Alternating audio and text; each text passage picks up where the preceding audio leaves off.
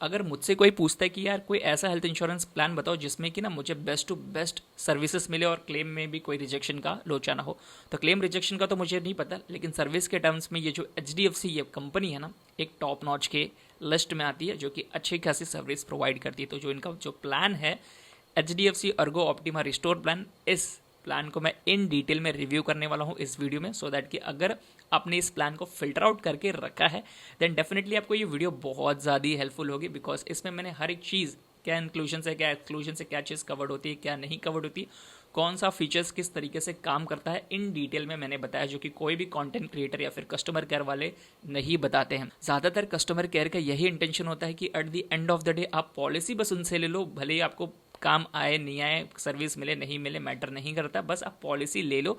तो वो बहुत ही गलत बात है, बिकॉज एट दी एंड आप पॉलिसी कोई भी सिलेक्ट करो, आपको क्लेम मिल रहा है या फिर नहीं कैसी सर्विस मिल रही है, वो आपके लिए मैटर ज़्यादा करना चाहिए, ना कि डिस्काउंट या फिर प्लान बता दिया वो सारी चीज़ें। सो आई होप कि आपको ये मेरी वीडियो पसंद आएगी। मैं हूँ Ram Singh Yadav and welcome to up for update. So let's get started. So before I start with the video, थोड़ा सा कंपनी का क्लेम सेटलमेंट रेशियो और इनकट क्लेम रेशियो जान लेते हैं, बिकॉज ये बहुत ज़्यादा ज़रूरी है। इससे ही पता चलता है कि कंपनी किस तरीके का परफॉर्मेंस दे रही है अपने पास्ट में। तो ये रहा IRDAI के पूरे का पूरा यहाँ पे रिपोर्ट। जैसे कि देख सकते हैं ये फिलहाल फाइनेंशियल ईयर 2021-22 का है, लेटेस्ट डेटा है। फिलहाल 23 वाला अभी तक आया नहीं, इसलिए मैं आपको दिखा नहीं रहा हूँ। और एक चीज़ बताना है कि जो फाइनेंशियल ईयर होता है ना, ये 1 अप्रैल से लेकर 31 मार्च तक होता है। तो उस फाइनेंशियल ईयर में जितने भी क्लेम आए गए, कितना पास हुआ कितना रिजेक्ट हुआ, वो सारी चीज़ें यहाँ पे मेंशन की गई है। इसके अलावा मान लो कुछ पेंडिंग हो जाता है, जैसे कि फाइनेंशियल ईयर के लास्ट में कुछ पेंडिंग है तो वो नेक्स्ट फाइनेंशियल ईयर में शिफ्ट हो जाता है। इसके पहले वाले फाइनेंशियल ईयर का जो भी कुछ पेंडिंग था वो इस फाइनेंशियल ईयर में ऐड कर दिया जाता है। ये इसलिए बता रहा हूँ सो दैट कि ये सारी चीज़ें समझने में आपको आसानी होगी। तो जैसे कि देख सकते हो HDFC के केस में ये पेंडिंग क्लेम्स थे जो कि लास्ट ईयर से इसमें शिफ्ट हुए, क्योंकि वो क्लियर नहीं हो पाए थे, मे बी वो लास्ट में हुआ होगा। एंड ये है उस पर्टिकुलर फाइनेंशियल ईयर का क्लेम कितना किया गया। अगर आप दोनों को ही कंबाइन करोगे तो होता है 40,15,124 क्लेम्स उस पर्टिकुलर फाइनेंशियल ईयर में कंपनी के पास आए। उसमें से कंपनी ने जो क्लेम पास किए वो है 36,97,791 क्लेम्स। दैट मीन्स बहुत सारे क्लेम रिजेक्ट भी किए गए हैं। इन क्लेम में से 10,776 क्लेम्स को रेपुडिएट कर दिया गया। आप बोलोगे रेपुडिएशन का मतलब क्या होता है? तो रेपुडिएशन का मतलब ये होता है कि कंपनी ने अप फ्रंट में क्लेम्स को रिजेक्ट कर दिया बिकॉज क्लेम्स इनवैलिड था, क्योंकि वो टर्म्स एंड कंडीशंस को मीट नहीं कर रहा है। लोग कहते हैं ना कि कोई भी policy low, terms and conditions आपको पढ़ के ही लेना चाहिए। क्यों? क्योंकि यार कभी कभी पता नहीं होता और हम ऐसी चीज़ें भी क्लेम कर देते हैं जो कि पॉलिसी में कवर्ड ही नहीं होती, या फिर उस चीज़ के लिए पर्टिकुलर वेटिंग पीरियड होता है बट हमें पता नहीं होता है। तो इस वजह से 10,776 लोगों का क्लेम रेप्यूडिएट हो गया।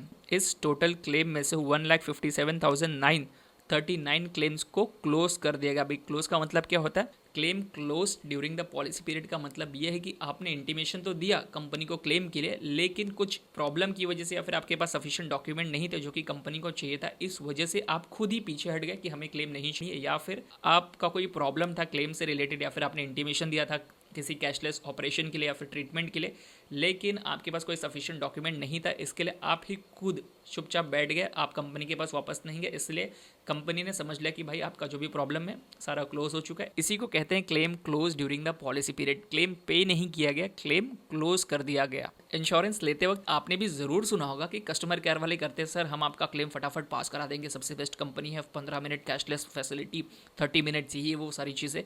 लेकिन एक्चुअल ऑन ग्राउंड रियलिटी ऐसे नहीं होती। हाँ, बहुत सारे क्लेम्स 30 मिनट 50 मिनट जो भी वो पास हो जाते, लेकिन क्लेम्स को इंटीमेशन देने के बाद अप्रूवल्स आने में टाइम लगता है।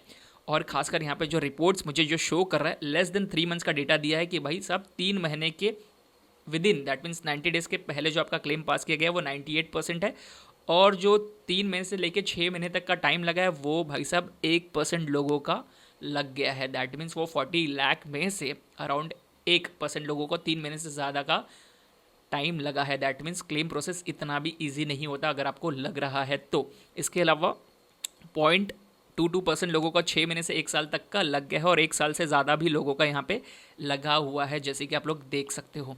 ये रहा इनकर्ड क्लेम रेशियो। अब आप पूछोगे कि इनकर्ड क्लेम रेशियो होता क्या? हमने तो सिर्फ क्लेम सेटलमेंट रेशियो सुना था। इनकर्ड क्लेम रेशियो से पता चलता है कि कंपनी कितनी स्टेबल है, कंपनी ने कितने पैसे कमाए, कितने पैसे दिए, क्या वो आगे चल सकती है या फिर नहीं, हर एक चीज़ इनकर्ड क्लेम रेशियो से पता चलता है। ये ज़्यादा डिसाइडिंग फैक्टर नहीं होता है, लेकिन मैं फिर भी बता रहा हूँ बिकॉज आपको थोड़ा बहुत कंपनी का आइडिया होना चाहिए कि किस तरीके के फाइनेंशियल्स वो संभाल रही है, कितने पैसे लोगों को दे रही है, हर एक चीज़। ऑप्टिमा रिस्टोर प्लान में एंटर करने के लिए इसके मैक्सिमम और मिनिमम एज लिमिट प्रोवाइड की गई है। Maximum age entry is 65 years of age. That means अगर आप 65 साल के भी हो तो इस प्लान में आप एंटर ले सकते हो, प्रोवाइडेड कि आपको कोई बड़ी या फिर क्रिटिकल इलनेस डिटेक्ट नहीं हुई है। छोटे मोटे चीज़ें जैसे कि हाइपरटेंशन या फिर डायबिटीज़ है, विद प्रॉपर डॉक्यूमेंटेशन आप इस प्लान में एंटर ले सकते हो बिना किसी एक्स्ट्रा कंडीशंस के। एंड मिनिमम एज की बात की जाए तो 91 डेज अगर आपका न्यूबॉर्न बेबी है तो इस पॉलिसी में आप लोग उसको ऐड कर सकते हो एज अ फ्लोटर बेसिस पे। अवेलेबल सम इंश्योर्ड की बात की जाए तो यहाँ पे 3 लाख से लेके आपको 50 लाख तक का सम इंश्योर्ड देखने मिल जाता है। इन फ्यूचर में जब पॉलिसी अपग्रेड होगा तो इसमें 50 लाख के बियॉन्ड का भी ऑप्शन मिल सकता है, बट एज ऑफ नाउ 2023 इसमें सिर्फ 50 लाख तक का ही आपको सम इंश्योर्ड मिल रहा है। ये रहा इसका बेसिक फीचर्स। ज़्यादातर जो कस्टमर केयर है ना, आपको यही सारी चीज़ें बता के पॉलिसी को बेच देते हैं, इसमें ये फीचर, इसमें वो फीचर, ऐसे काम करेगा वैसे काम करेगा, लेकिन कोई भी टर्म्स एंड कंडीशंस की बात ही नहीं करता। तो हर एक चीज़ मैं आपको इस वीडियो में बताऊंगा। अब तक अगर आप इस वीडियो को एंजॉय कर रहे हैं, सारी चीज़ें समझ में आ रही है यार, तो एक लाइक कर देना, चैनल पे नए हो तो सब्सक्राइब कर दो, क्योंकि आपके एक लाइक से ना मुझे बहुत ज़्यादा मोटिवेशंस मिलती है कि मैं ऐसे ही रिव्यूज़ वीडियोस और भी लाते रहूँ। इन पेशेंट ट्रीटमेंट की बात की जाए तो यहाँ पे अप टू सम इंश्योर्ड तक कवर्ड है, लेकिन कंडीशंस ये है कि अगर आईपीडी आपको ज़रूरी है किसी डिजीज़ या फिर इलनेस या फिर एक्सीडेंट की वजह से, तभी जाके आपको पैसे मिलते हैं, वो भी सम इंश्योर्ड तक। हॉस्पिटल में आपके जो भी खर्चे होते हैं हर एक चीज़ के पैसे आपको मिल जाते हैं। प्री हॉस्पिटलाइजेशन आपका 60 डेज तक कवर्ड है। इसका मतलब कि अगर आप आज हॉस्पिटलाइज हो जाते हो तो आज से 2 महीने पहले, दैट मीन 60 डेज पहले तक के जितने भी खर्चे हुए थे आपके डायग्नोस्टिक्स के लिए या फिर डॉक्टर्स के विजिट्स के लिए, हर एक चीज़ अगर आपके पास प्रॉपर बिल है तो वो सारी चीज़ें आपको पैसे मिलेंगे। प्री हॉस्पिटलाइजेशन का कंडीशन ये है कि आपको उसी के पैसे मिलेंगे जिस चीज़ की वजह से आप हॉस्पिटलाइज हुए हो, क्योंकि बहुत बार ऐसा होता है कि डॉक्टर आपको बहुत सारे टेस्ट लिख देते हैं कि ये भी करा लो, ये भी करा लो और ये भी करा लो, और बाद में पता चलता है बस आपको ये चीज़ पॉजिटिव है, ये चीज़ प्रेजेंट है और आपको इस चीज़ के लिए इलाज कराना है। तो प्री हॉस्पिटलाइजेशन में आपको चीज़ों के खर्चे तो मिलते हैं, जो भी आपने डायग्नोस्टिक करा, ब्लड टेस्ट करा, हर एक चीज़ पैसे मिलते हैं, लेकिन उस चीज़ के पैसे नहीं मिलेंगे जो कि आपके डिजीज़ से लिंक नहीं था, बट फिर भी आपने टेस्ट करवा लिया just to see to it कि वो चीज़ प्रेजेंट है या फिर वो चीज़ पॉजिटिव तो कहीं नहीं है। Post hospitalization up to 180 days तक कवर्ड है। इसका मतलब ये कि डिस्चार्ज के 6 महीने बाद तक हर एक चीज़ जो भी रिकवरी में आपको लगती है, फॉलोअप्स लगते हैं, डायग्नोस्टिक टेस्ट लगते हैं, एक्सरे, सोनोग्राफी, ये वो हर एक चीज़ आपकी कवर्ड रहेगी। ये सारी चीज़ें रीइंबर्समेंट बेसिस पे ही मिलती है, बिकॉज ये कैशलेस फैसिलिटीज़ अवेलेबल नहीं होती ज़्यादातर इंश्योरेंस में, और इस इंश्योरेंस पे भी आपको रीइंबर्समेंट बेसिस पे मिलेगा after the completion of the 6 months of the post. Day care treatment up to sum insured तक कवर्ड है। अब लोग पूछेंगे कि डे केयर ट्रीटमेंट होता क्या है, तो जो भी प्रोसेस को ना एक दिन में सारी चीज़ें हो जाती है उसको डे केयर ट्रीटमेंट कहा जाता है। जैसे कि पहले टाइम हुआ करता था जब कुछ कुछ छोटे मोटे ऑपरेशंस के लिए भी जो आज हो जाते हैं एक दिन के अंदर, पहले उसको 1-2 दिन का टाइम लगता था, हॉस्पिटल में आपको एडमिट होना पड़ता था, प्रोसेस करते थे, ये है वो है। तो जो भी टेक्नोलॉजी की मदद से या फिर जो भी एडवांसमेंट हुई है उस बेसिस पे अगर कोई भी ट्रीटमेंट आपका एक दिन में हो जाता है तो उसको कहते हैं डे केयर ट्रीटमेंट। आपको हॉस्पिटल में रुकने की जरूरत नहीं पड़ती है, या फिर ओपीडी बेसिस पे वो सारी चीज़ें हो जाती हैं। Day care up to sum insured तक कवर्ड है। इसका मतलब ये नहीं कि हर एक चीज़ कवर होगा। अगर आपका जो ट्रीटमेंट है वो ओपीडी बेसिस पे हो सकता था तो वो सारी चीज़ें यहाँ पे कवर्ड नहीं होंगी। यहाँ तक कि अगर आपने कोई भी डे केयर प्रोसीजर किसी भी हॉस्पिटल में नहीं कराया या फिर डे केयर सेंटर में नहीं कराया तो वो सारी चीज़ों का भी आपको क्लेम नहीं मिलेगा, क्लियरली जो कि यहाँ पे मेंशन किया गया है। तो आपको बस ये ध्यान रखना कि अगर आप कोई भी डे केयर प्रोसीजर करा रहे हो एक्सीडेंट की वजह से, जो कि लोग इमरजेंसी में भाग भाग कर चले जाते हैं, तो आप हॉस्पिटल में जाओगे तो ही मिलेगा। अगर आप डिस्पेंसरी में चले गए या फिर ऐसे लोकल किसी डॉक्टर के पास चले गए, उन्होंने ऐसे टाका वाका मार दिया, तो उस चीज़ के लिए क्लेम आपको नहीं मिलेगा। Next is domiciliary treatment. ये भी आपका सम इंश्योर्ड तक कवर्ड है। ऑर्गन डोनर, ये भी अप टू सम इंश्योर्ड तक कवर्ड है। कवरेज के लिए यहाँ पे थोड़ा सा कैच है, जो कि आप यहाँ पे देख सकते हो कि यहाँ पे अगर आप खुद का किडनी डोनेट करना चाहते हो किसी और को, या फिर कोई भी ऑर्गन डोनेट करना चाहते हो, तो आप नहीं कर पाओगे, बिकॉज ये जो कंपनी है ना वो आपको कवर नहीं देगी। क्लियरली यहाँ पे मेंशन किया हो गया है कि if the insured person is donating his और हर किडनी, वो कवर्ड नहीं है। कोई कॉम्प्लिकेशन आ जाती है तो you will be uninsured for that particular thing. इसके अलावा जो भी अगर आप रेसिपेंट हो, कोई और किडनी या फिर कोई ऑर्गन आपको डोनेट कर रहा है, तो वो चीज़ें भी कवर वहीं तक होंगी जहाँ तक कि वो हार्वेस्टिंग के लिए जो भी प्रोसेस होता है ना किडनी एक्सट्रैक्शन के लिए, उतना ही चीज़ें कवर होगा। मान लो आपके डोनर को कोई कॉम्प्लिकेशन आ गई या फिर कोई प्री एंड पोस्ट में कुछ प्रॉब्लम हो गया, तो वो सारी चीज़ें कवर्ड नहीं है, जो कि यहाँ पे क्लियरली मेंशन किया गया है। ऑर्गन डोनेशन की जब बात आती है ना, ज़्यादातर हमारे घर वाले या फिर नियर एंड डियर वन से डोनेट करते हैं, सो दैट की मैचिंग का एक फैक्टर बना रहे अच्छी तरीके से। एंड बाहर की जो किडनीज मिलती है वो भी मैच करती है, लेकिन घर वाले ज़्यादातर डोनेट करते हैं। उस कंडीशन में कोई अगर डोनेट कर रहा है, आपके फैमिली फ्लोटर में है, बट फिर भी वो कवर्ड नहीं होगा अगर कोई कॉम्प्लिकेशन आ गई तो हर एक चीज़ आपको बस ध्यान में रखनी है, सो दैट कि यू कैन चूज या फिर like take a inform decision before taking any policy. Daily cash allowance for choosing shared accommodation, अगर आपका इंश्योरेंस 20 लाख से लेके 50 लाख तक का है तो आपको 1000 मिलेगा, इससे कम का है तो आपको 800 मिलेगा। डेली कैश अलाउंस का कंडीशन ये है कि अगर सिर्फ रिकवरी के लिए या फिर बस आप नॉर्मली एडमिटेड हो किसी भी रूम के अंदर, तब जाके आपको डेली कैश अलाउंस मिलेंगे। जितने दिन भी आपने आईसीयू में स्पेंड किया है उस चीज़ के पैसे आपको नहीं मिलते हैं as a daily cash allowance. HDFC Optima Restore plan तो ठीक ठाक है, लेकिन जब एम्बुलेंस की पारी आती है ना पैसे देने की, तो यहाँ पे इन्होंने रोड का सिर्फ 2000 रुपये लिमिट डाल के रखा है यार, मुझे समझ में नहीं आ रहा। एंड एयर की जो कि जरूरत नहीं पड़ेगी तो उन्होंने 2.5 लाख रुपए दे के रखा है। तो आज के हिसाब से 2000 ना रोड एम्बुलेंस के लिए बहुत ज़्यादा कम है, क्योंकि इमरजेंसी सर्विसेज ना महंगी मिलती है कंपैरेटिवली। एंड आपको क्या लगता है यार, let me know in the comment section below. मुझे तो ये बहुत कम लग रहा है। इसमें तो आपको एयर एम्बुलेंस में मिल जाता है, लेकिन कंडीशंस उन्होंने इतना सारा डाल के रखा है ना कि मेडिकली नेसेसरी होना चाहिए बहुत ही ज़्यादा, अगर लाइफ थ्रेटनिंग डिजीज़ है तभी जाके आप एयर एम्बुलेंस को ले सकते हो। ऑन टॉप ऑफ दैट जो एयर एम्बुलेंस आ रहा है वो भी रजिस्टर्ड होना चाहिए। यहाँ तक कि यहाँ पे आपको फ्लाइट का भी ऑप्शन दिया है, एरोप्लेन का भी ऑप्शन दिया है। एंड खासकर अगर आप जाते हो अपने डेस्टिनेशन पे इलाज कराने के लिए, वहाँ से आपको रिटर्न टिकट नहीं मिलेगी, खुद के ही पैसे से आने पड़ेंगे, जो कि यहाँ पे क्लियरली मेंशन किया गया। ये सारी चीज़ें कोई भी नहीं बताता, तो इतने सारे लिमिटेशंस के साथ ये एयर एम्बुलेंस की सर्विस मिलती है। तो बेटर है कि आप यार खुद के पैसों से ही सारी चीज़ें करा लो, सो दैट कि आपको एक डाइसी होगा ना कि मिलेगा या फिर नहीं मिलेगा, तो उस हिसाब से ही आप अपने खर्चे करोगे। E opinion in respect of critical illness once in a policy year, इसका मतलब ये कि भाई साहब अगर आप क्रिटिकल इलनेस से डायग्नोस हो चुके हो, किडनी फेलियर ये वो कोई भी क्रिटिकल इलनेस है, तो आपको एक ई ओपिनियन मिलेगा। ये भी ज़्यादातर लोग यूज़ नहीं करते, बिकॉज यार किसी का किडनी फेल हो जाएगा, कोई क्रिटिकल इलनेस है, तो ज़्यादातर चांस ये है कि वो इन पर्सन जाके डॉक्टर के पास विजिट करेगा, ना कि वो कोई भी ई कंसल्टेशन या फिर वीडियो कॉल से कोई बातें करेगा। समझ रहे हो? तो ज़्यादातर यूज़ नहीं होगा, बट फिर भी आपको once in a policy year मिल जाता है किसी भी क्रिटिकल इलनेस के लिए। Next is restoration benefit, 100% of the basic sum insured मिल जाता है for related and unrelated disease. Restoration इस पर्टिकुलर पॉलिसी में बहुत ही अच्छी तरीके से काम करता है, बिकॉज ये कंप्लीट एंड पार्शियल यूटिलाइजेशन दोनों पे ही एक्टिवेट हो जाता है। इसका मतलब अगर आपके पास 10 लाख रुपए की पॉलिसी है एंड आपने 5 लाख रुपीज़ यूज़ कर लिया, तो नेक्स्ट क्लेम में आपका जो 5 लाख रुपीज़ बचा हुआ है सम इंश्योर्ड, वो 10 लाख रुपीज़ तक रिस्टोर हो जाएगा। और ये इन अ पॉलिसी पीरियड 1 टाइम के लिए अवेलेबल है। Next is unlimited restoration benefit, जो कि ऑप्शनल बेसिस पे है। इस चीज़ के लिए आपको एक्स्ट्रा पैसा लगता है।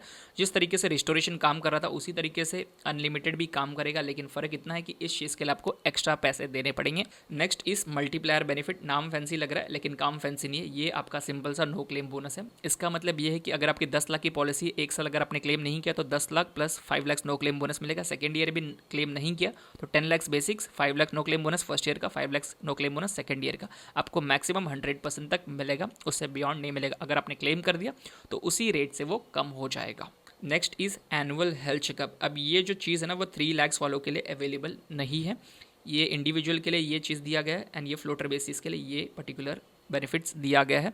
लेकिन सारी चीज़ें ठीक ठाक लगी, लेकिन ये 3 लाख वालों के लिए नहीं दिया गया। I don't know why. ये पॉलिसी खासकर प्रीमियम कैटेगरीज की होती है एंड ये डेफिनेटली इनको देना चाहिए था, बट फिर भी अवेलेबल नहीं है। प्रॉब्लम क्या है कि इतना अच्छा पॉलिसी होने के बावजूद ये लिमिटेशन उन्होंने डाल के रखा है कि अगर आपकी पॉलिसी 5 लाख रुपए तक की है तो आपको 2 साल के गैप में ही हेल्थ चेकअप मिलेगा। अगर 10 लाख की है तो आपको ईयर ऑन ईयर बेसिस पे मिलेगा, वो भी ड्यूरिंग रिन्यूअल। तो प्रॉब्लम ये है क्योंकि आजकल तो ये बेसिक फीचर हर छोटे मोटे इंश्योरेंस में मिल रहा है। इतने पैसे लेने के बावजूद भी आपको फ्री हेल्थ चेकअप नहीं दिया जा रहा है। I don't know why. अब जो मैं बताने जा रहा हूँ वो बहुत लोगों को नहीं पता होता है, बिकॉज यार इंश्योरेंस लोग ले लेते हैं, मे बी लोगों को बताया नहीं जाता है, फिर इंश्योरेंस जो एडवाइज़र होता है वो बहुत जल्दी में होता है, उनको ये नहीं बताया जाता कि कुछ स्पेसिफिक डिजीज़ करके भी चीज़ें होती है इंश्योरेंस में, जो कि आपको 2 साल के बाद कवर होती है, 24 मंथ्स के बाद। वो मैं एक लिस्ट बता देता हूँ सो दैट कि आप खुद भी चेक कर सकते हो। ईयर, नोज, थ्रोट के लिए, ENT के लिए ये सारी चीज़ें हैं, ये सारे प्रोसीजर्स हैं। आप विद इन 2 ईयर्स पॉलिसी खरीदने के विद इन नहीं करा सकते। अब भले ही आपकी पॉलिसी कितनी भी महंगी होने तो आप ये सारे प्रोसीजर्स नहीं करवा सकते। ये सारी चीज़ें अगर आप देख लोगे स्टार्टिंग में ही तो आपके लिए ज़्यादा बेटर होगा, बिकॉज बहुत लोगों को प्रॉब्लम आ जाता है तो वो लोगों को लगता है यार कि हम क्लेम कर रहे हैं लेकिन पैसे क्यों नहीं मिल रहे, मे बी कंपनी ने हमसे चीटिंग कर लिया, ये कर लिया, वो कर लिया। प्रॉब्लम ये है कि कंपनी ने चीट नहीं किया, इट इज़ जस्ट दैट कि आपको बताया नहीं गया। तो ये जो सारी प्रोसीजर्स आपको दिख रहे हैं, मैं एक बार मैं आपको दिखा देता हूँ सो दैट कि you can take a screenshot. ये सारी चीज़ें आप कोई भी पॉलिसी ले लो पूरे इंडिया भर में, ये सारी चीज़ें 2 साल के पहले कवर नहीं की जाती है, भले ही वो आपको बाद में डिटेक्ट हुआ हो या फिर पहले से हो। पहले से हुआ होगा तो अगर आपने डिक्लेयर किया होगा तो it will be considered as a pre existing disease. Declare कर दिया तो जो भी उस पर्टिकुलर पॉलिसी का वेटिंग पीरियड होगा 2 साल, 3 साल, 4 साल, वो आपको सर्व करना पड़ेगा। अगर आपको कोई भी डिटेक्ट नहीं हुआ तब पहले, इंश्योरेंस लेने के 6 महीने 1 साल बाद हो गया तो वो सारी चीज़ें 2 साल के बाद ही कवर होगी, भले ही आपके पास इंश्योरेंस था फिर भी। अगर आप पहले से किसी डिजीज़ से डायग्नोस हो चुके हैं जैसे कि हाइपरटेंशन या फिर डायबिटीज़ या फिर कोई भी ऑपरेशन प्रोसीजर हो चुका है आपके ऊपर, देन उस पर्टिकुलर चीज़ के लिए, प्री एग्जिस्टिंग डिजीज़ के लिए जो कि आपने डिक्लेयर किया है ड्यूरिंग बाइंग दी पॉलिसी, उस चीज़ के लिए आपको 36 मंथ्स का वेटिंग पीरियड लगता है। दैट मीन्स 3 साल का आपको वेटिंग पीरियड सर्व करना पड़ेगा। जो भी आपकी प्रॉब्लम है वो 3 साल बाद ही जाके कवर होगी। उसके अलावा कोई भी बीमारी आपको हो जाती है तो वो विदिन 3 ईयर्स कवर हो जाएगी। बहुत लोग ऐसे भी हैं कि यार हम तो डॉक्टर को बताएंगे नहीं कि हमको डायबिटीज़ है या फिर ये है वो है, और 3 साल बाद बीत जाने के बाद पता चलेगा तो क्या है, मतलब क्लेम तो मिलेगा ही वैसे भी। तो ऐसा नहीं होता। प्री एग्जिस्टिंग डिजीज़ उसी को कहा जाता है जो कि आपने इंश्योरेंस लेते वक्त बताया था। पॉलिसीज़ में बहुत सारे एक्सक्लूजन्स होते हैं जैसे कि देख सकते हो मैंने ऑलरेडी हाईलाइट करके रखा है, लेकिन वीडियो ऑलरेडी बड़ी बन चुकी है, इसके लिए मुझे यहाँ पे वीडियो को एज एन एंड करना पड़ रहा है। अगर आप मुझसे पर्सनली कंसल्टेशन लेना चाहते हो सो दैट कि मैं आपको best to best health insurance guide कर सकूँ कि कौन सा है आपके रिक्वायरमेंट के बेसिस पे, बिकॉज ज़्यादातर कस्टमर केयर आपको वही चीज़ सजेस्ट करते हैं जो उनके टारगेट्स होते हैं या फिर जो उनको आपको बेचना होता है, ना कि वो जो आपको खरीदना है। तो अगर आप चाहते हो कि मैं आपको पर्सनली कंसल्ट करूँ सो दैट कि आप best to best health insurance ले सको अपने रिक्वायरमेंट के हिसाब से, या फिर आप जो भी आपके पास प्री एग्जिस्टिंग डिजीज़ है उस बेसिस पे, देन ये रहा मेरा नंबर, आप मुझे डायरेक्टली कॉन्टैक्ट कर सकते हो। मैंने लिंक दिया है in the description box below, जाके आप चेक कर लो। एंड वीडियो पसंद आई होगी यार तो लाइक कर देना, चैनल पे नए हो तो सब्सक्राइब कर दो। And thank you for watching this video guys, have a good day, bye.